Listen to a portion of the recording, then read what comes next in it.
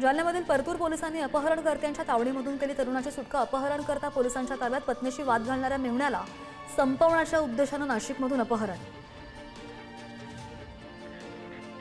बुलढाण्याच्या पारखेड फाट्याजवळ एसटी बसमध्ये चढून चालकाला मारहाण करण्यात आली। चालक किरकोळ जखमी। मारहाण करणाऱ्या विरोधात गुन्हा दाखल। मारहाणीचा व्हिडिओ सुद्धा व्हायरल। जालन्यामध्ये टॉवरवरील अॅल्युमिनियमची तार चोरणाऱ्या दोघांना बदनापूर पोलिसांकडून अटक। कारवाईमध्ये 19,80,000 रुपये किमतीचा मुद्देमालही जप्त। सांगलीच्या कवठे महांकाळमध्ये आयकर अधिकारी असल्याचं सांगत डॉक्टरकडची फसवणूक। चौघांनी कोट्यावधी रुपयांची रोकड आणि सोनं लुटलं। स्थानिक गुन्हे शाखेकडून आरोपींचा शोध सुरू। लातूरमध्ये तांडा शिवारामध्ये 71 किलो गांजाची झाडं जप्त। दोघांविरोधात गुन्हा दाखल। किल्लारी पोलिसांनी स्थानिक गुन्हे शाखेची संयुक्त कारवाई।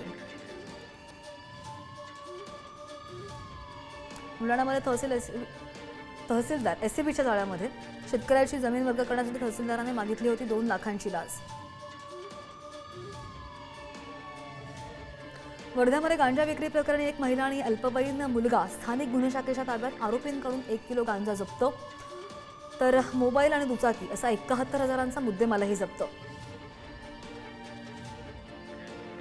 अकोल्याच्या ग्रामीण भागामध्ये चोरट्यांचा धुमाकूळ। 3 वेगवेगळ्या ठिकाणांहून चोरट्यांनी पळवल्या दुचाकी। चोरटे सीसीटीव्ही कॅमेऱ्यामध्ये कैद। नागपूरमध्ये एमडी ड्रग्ज विक्री प्रकरणी एकाला अटक। कुख्यात एमडी तस्कर शेख जावेदला बेड्या। कारवाईमध्ये लाखोंचा मुद्देमालही जप्त।